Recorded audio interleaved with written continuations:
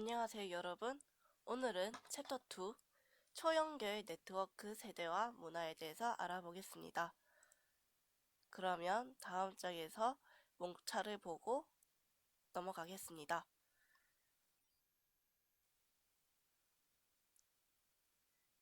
챕터 2 초연결 네트워크 세대와 문화에서는 첫 번째 정보 사회의 변화, 두 번째 초연결 사회, 세 번째 초연결 네트워크 세대와 문화에 대해서 알아보겠습니다. 그러면 다음 장으로 넘겨주세요.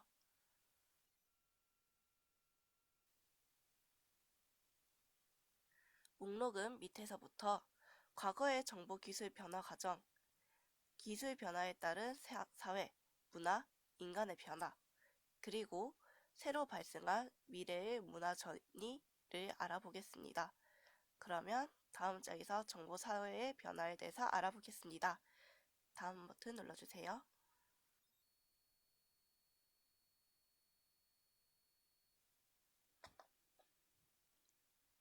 정보사회의 변화에 대해서 알아보겠습니다. 글로벌 정보시대 1940년대에는 진공관을 사용한 컴퓨터가 탄생했습니다. 그리고 프로그래밍 개념이 탄생했고 암호 해독이나 보급 관리 등에 활용되었고 제어기 정도로 활용되었습니다. 그리고 어셈블리어가 사용됐습니다. 그러면 다음에는 1950년대에 대해서 알아보겠습니다.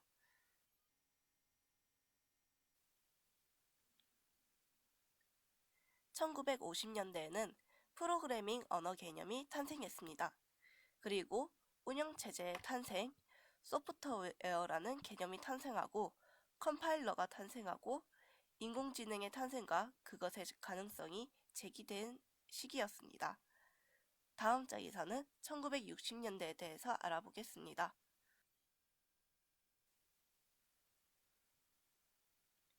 1960년대에는 트랜지스터에 의해 컴퓨터의 크기가 축소되고 최초의 지능정보 프로그램 개발로 인공지능 가능성이 확장되었습니다. 그 다음 각종 프로그래밍 언어가 개발되고 각종 운영체제가 개발되었습니다. 컴퓨터 관련 학과와 교과 과정이 탄생하고 알고리즘 및 자료구조 중요성이 인식되었습니다. 그리고 다양한 분야의 응용 프로그램 개발과 그 응용이 실행되었고 그래픽 기술의 시작이 되었습니다. 그리고 인간과 컴퓨터 상호작용 기술의 시작이기도 했습니다. 다음 장에서는 1970년대에 대해서 알아보겠습니다.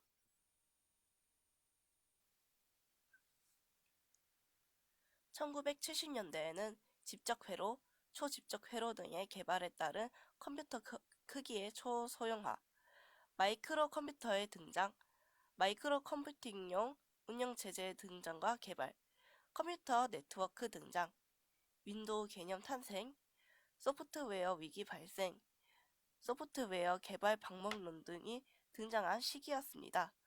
다음 장에서는 1980년대에 대해서 알아보겠습니다.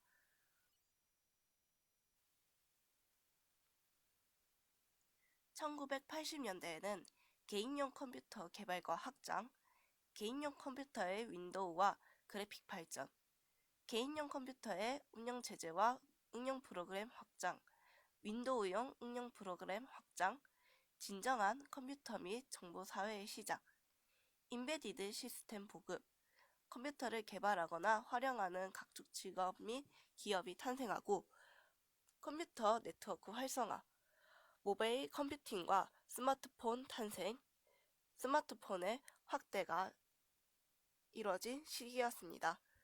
그럼 다음 장에서는 90년대에 대해서 알아보겠습니다.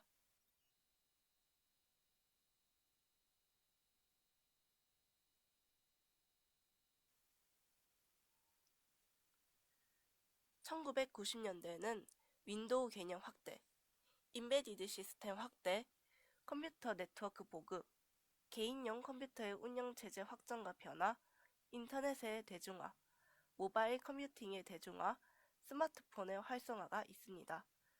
다음에는 2000년대 이후에 대해서 알아보겠습니다.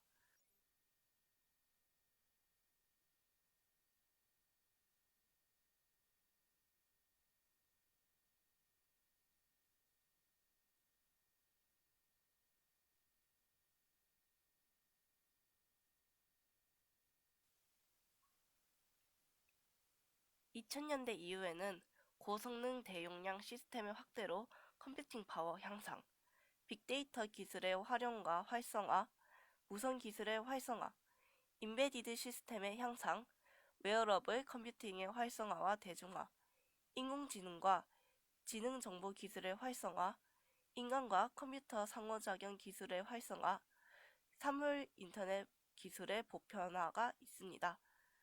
그 다음 장은 정보 시스템과 서비스를 간략하게 소개해 놓은 그림입니다. 한번 보고 가시길 바랍니다.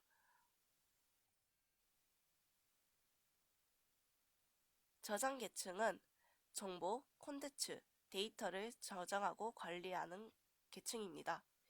기술, 시스템, 기업, 산업 등을 예시로 들 수 있겠네요. 다음 장에서는 네트워크 계층에 대해서 알아보겠습니다.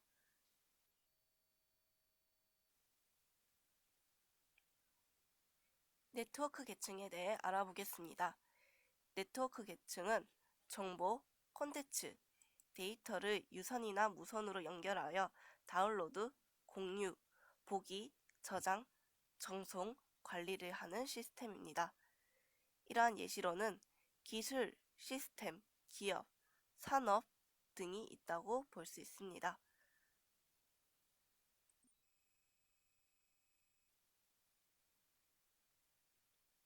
단말기 계층에 대해 알아보겠습니다. 단말기 계층은 정보, 콘텐츠, 데이터를 유선이나 무선으로 연결하여 다운로드, 공유, 보기, 저장, 관리하는 계층입니다. 이러한 예시로는 기기와 장치, 운영체제, 응용 프로그램, 기업, 산업, 각종 응용 프로그램 개발 기술 및 기업을 들 수 있습니다. 다음 장에서는 사람 계층을 알아보겠습니다.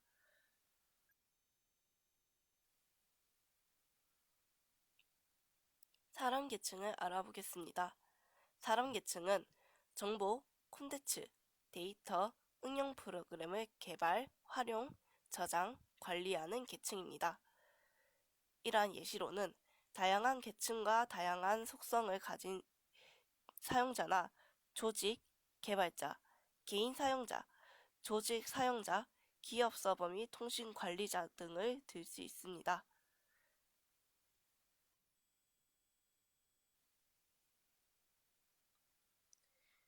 아래의 표는 미래의 중요한 기술과 서비스를 정리해 놓은 편입니다. 1번은 사물 인터넷 기술이라고 적혀 있고 2번 자동차 정보 기술의 융합, 3번 모바일 기기에 의한 핀테크, 4번 상업용 드론, 5번 지능정보기술, 6번 보안, 7번 인간 지능형 로봇, 8번 이동형 및 고성능 전원기술, 9번 지능적 헬스케어입니다.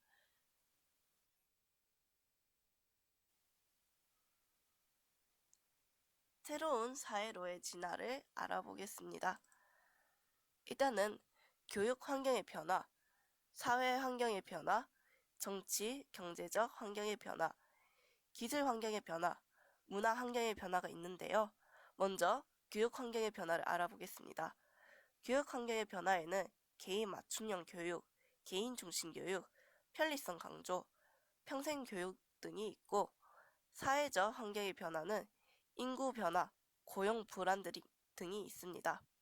정치, 경제적 환경의 변화는 공공 데이터 개발, 공유, 활용, 창조경제 견인 동력 요구 증대, 새로운 비즈니스 모델 부상,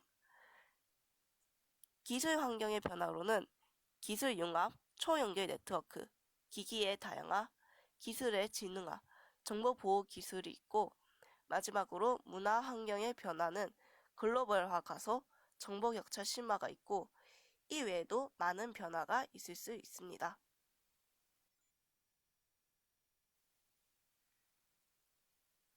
앞서 보았던 그림을 조금 더 자세히 보도록 하겠습니다.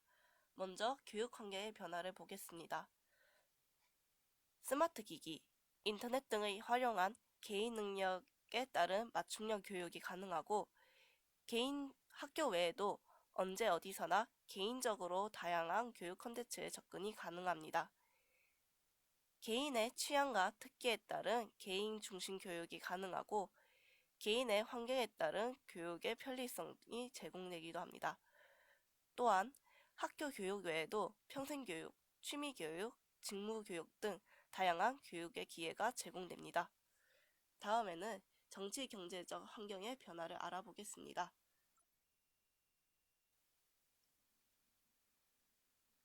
정치적, 경제적 환경의 변화를 알아보겠습니다. 빅데이터 등 공공데이터를 활용한 정치 방향 예측과 경제적 예측이 가능하게 되고 빅데이터 등 공공데이터를 활용한 새로운 정책과 전략 기획이 가능합니다. 국민의 직접 정치 참여가 가능하고 국민에 대한 통제가 가능합니다. 다양한 정치 세력 발생 및 증가가 가능하고 새로운 창업 비즈니스 모델의 증가, 마지막으로 생산자와 소비자의 다양한 욕구 수용이 가능해집니다. 다음 장에서는 기술 환경의 변화를 알아보겠습니다.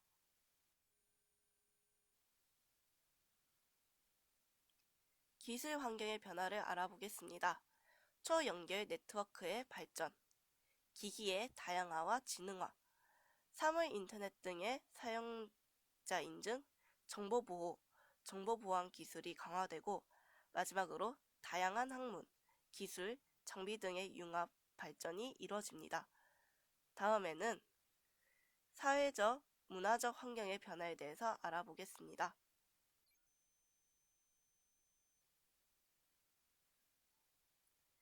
사회적, 문화적 환경의 변화에 대해 알아보겠습니다. 첫 번째로 인구 변화에 따른 사회 구조 변화, 그 다음 인터넷에 의한 사회적 인맥 구조의 변화, 산업 구조의 변화에 따른 고용 불안 및 채용 문제 발생, 새로운 산업에 적응할 인재의 채용 문제 발생, 정보 격차의 심화로 정보 소외 지역 및 계층 발생, 지역에서 벗어난 글로벌화의 가속화, 이 시대에 출생하는 새로운 세대와의 소통 문제가 발생할 수 있고 또한 이 시대에 출생하는 새로운 세대의 인식 변화가 발생되기도 합니다. 다음 장에서는 초연결 사회에 대해서 알아보겠습니다.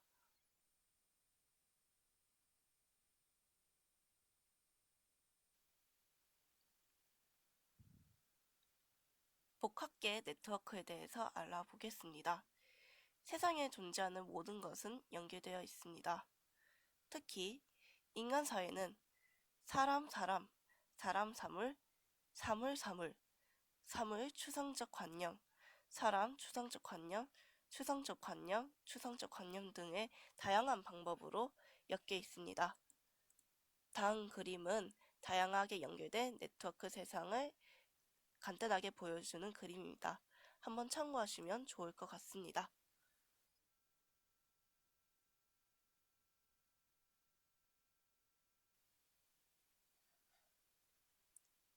좁은 세상 이론에 대해 알아보겠습니다. 좁은 세상 이론은 연결된 넓은 세상이 의외로 좁다는 사실을 밝힌 것입니다. 세상에 웹페이지가 몇 개나 있는지 알 수 있을까요? 계산 편의상 지구상의 웹페이지 수를 10개로 가정하면 평균적으로 클릭 19번 만에 모두 도달할 수 있습니다. 이로써 연결된 세상이 의외로 좁다는 이론을 증명하게 되는 것이죠.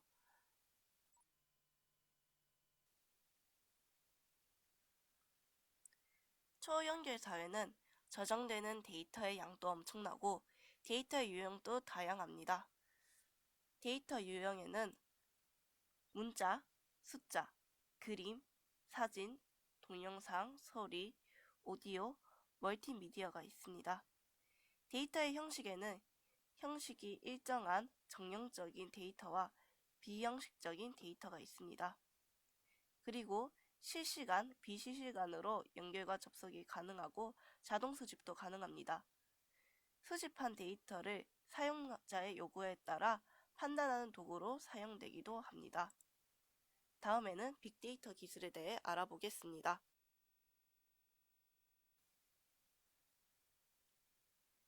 빅데이터 기술이란 어떤 것일까요? 정확히 판단한 결과를 가치 있는 정보로 활용하는 기술입니다. 많은 양의 많은 데이터와 여러 타입의 데이터가 존재하는데요. 자동으로 추출하고 분석하는 기술과 도구가 필요합니다. 그리고 인간의 인지적 한계 때문에 인공지능 등의 기술을 이용하고 인공지능의 기계 학습, 지식 발견, 지식 추출을 하는데 그 예시로 네이버, 구글, 하둡 등이 빅데이터를 활용합니다.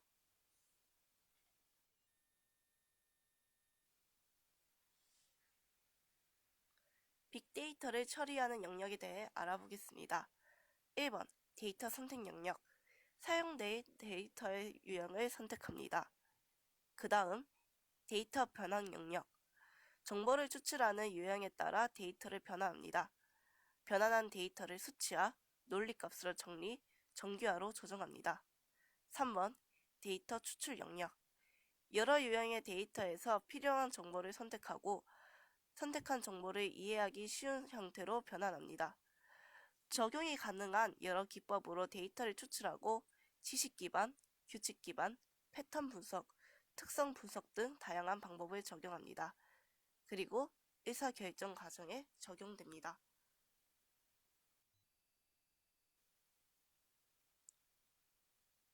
앞장에 이어서 계속 알아보겠습니다. 네 번째로 데이터 사이의 관계 영역. 추출한 데이터로 관계 네트워크를 구성하고 관계로 연결된 복잡계 네트워크를 구성하고 탐색합니다. 다섯 번째로 결과를 흡수하는 영역입니다. 시각화 방법을 선택하여 제시, 평가 결과를 변환한 데이터로 피드백합니다. 다음 사진은 데이터 처리 과정을 간략하게 설명한 사진입니다. 한번 보시면 좋을 것 같습니다.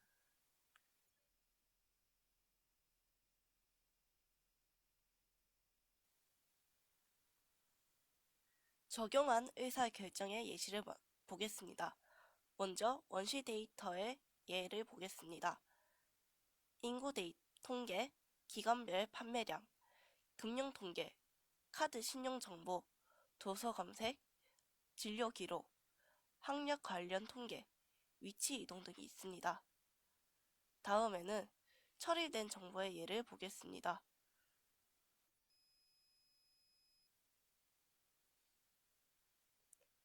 처리된 정보의 예를 보겠습니다. K사 등산화의 구매자의 30%는 P사의 등산바지도 구매합니다.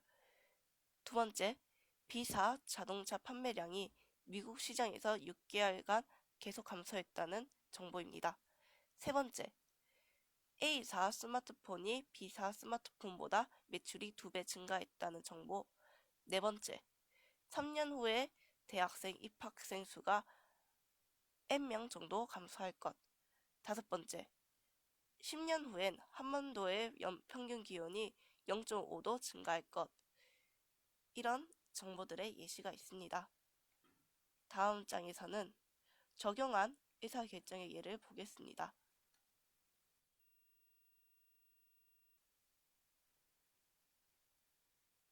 적용한 의사결정의 예를 보겠습니다. 첫 번째, 학생 증원 방안은 무엇인가? 두 번째, 스마트폰 홍보 및 광고 전략은 무엇인가? 세 번째, 상품을 어떻게 진열하면 좋을까? 네 번째, 미국 시장 확대 방안을 마련하자. 다섯 번째, 땡땡 지역 매장을 철수하자. 여섯 번째, 땡땡 질환 환자의 증가에 대해 예방 대책을 세우자 등이 있습니다. 다음 장에서는 컴퓨터의 분석에 대해서 알아보겠습니다.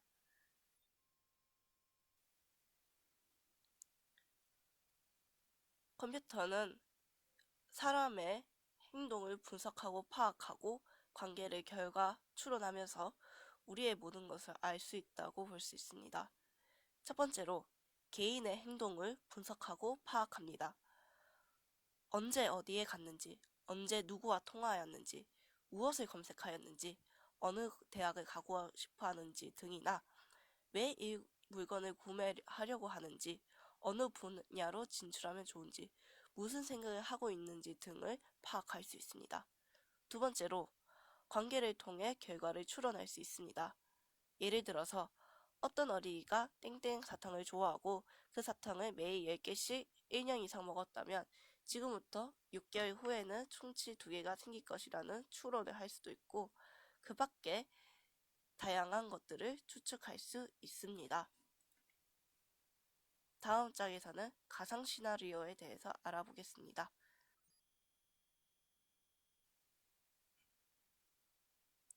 빅데이터 가상 시나리오에 대해서 알아보겠습니다. 대형 서점에서 민지의 개인용 컴퓨터나 소셜 네트워크 서비스에서 검색한 내용과 패턴을 분석합니다.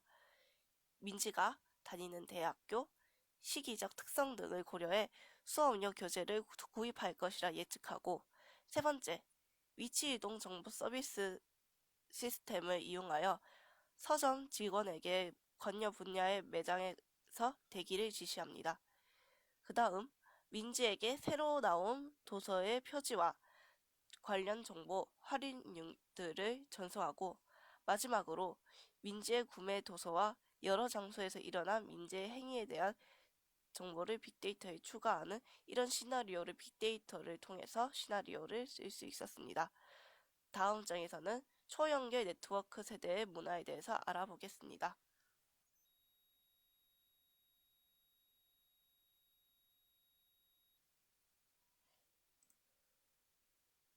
연결 세대의 특징을 알아보겠습니다. 우선 사회생활적인 측면을 보겠습니다. 첫 번째로 소셜 네트워크의 활용, 여행지를 미리 조사하거나 맛집의 평판을 조사합니다. 두 번째로 전자기록이 증가했습니다. 링크의 복사, 매장 하드 디스크의 보관, 관리 등을 하고 있고, 세 번째로 전자화폐의 일상화, 예시로 결제수단이 현금에서 카드로 변하고 땡땡페이의 활용이 증가하는 것을 볼 수 있습니다. 다음 장에서는 정치적 측면, 기술적인 측면에 대해서 알아보겠습니다.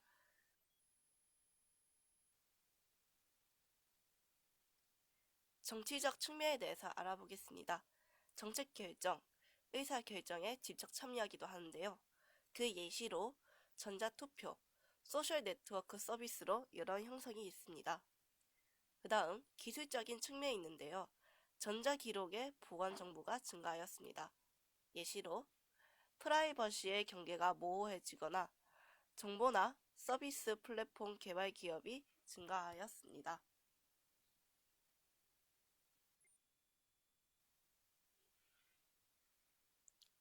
교육적인 측면에 대해서 알아보겠습니다. 교육적인 측면에서는 전문 분야에 대한 깊이 있는 지식보다 다양한 분야에 대한 지식을 폭넓게 습득하고 학습할 수 있는데요. 종이책과 연필 대신은 스마트폰 활용이 증가하였고, 거꾸로 교실이라는 개념을 활용하였습니다. 그래서 교육자에 의한 교육이 아니라 스스로 배우고 익히는 개별 맞춤형 학습을 선호하게 되었습니다. 무엇을 알고 있느냐가 아니라 무엇을 학습할 수 있느냐가 중요하게 된 시대가 된 것이죠. 그 다음 정신적인 측면이 있는데, 많은 결정을 스마트 기기가 인터넷에 의존하게 되면서 한 분야에 몰입하는 새로운 인간형이 탄생했습니다. 여러분이 잘 아시는 오타쿠나 덕후 등의 신조어가 그 예시라고 볼 수 있습니다. 이를 기업에서는 긍정적으로 바라보고 몰입적인 전문성을 인정하여 인재로 채용, 활용하는 경우도 있다고 합니다. 다음에는 소통적인 측면에 대해서 알아보도록 하겠습니다. 소통적인 측면에 대해서 알아보겠습니다. 이제는 대화보다는 문자를 주로 활용하게 되는데요. 줄임말, 링크, 해시태그 등이 그 예시라고 볼 수 있습니다. 이렇게 소셜 네트워크와 스마트 기기가 합쳐져서 실시간 소통, 참여, 공유 등이 이루어지게 되는 것입니다. 다음 장에서는 조직적인 측면에 대해서 알아보겠습니다.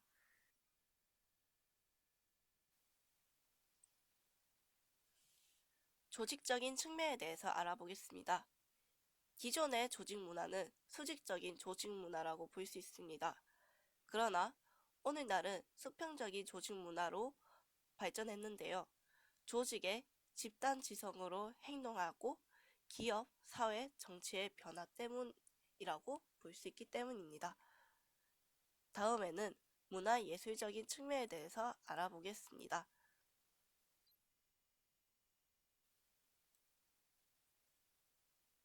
문화예술적인 측면을 보겠습니다. 스마트 기기나 네트워크를 작품 구상이나 작품 생산으로 활용하여 새로운 비디오, 사진, 광고 등에 활용한 새로운 작품 세계가 탄생하고 이를 통해서 세태풍자나 시대 정신을 표현한 것입니다.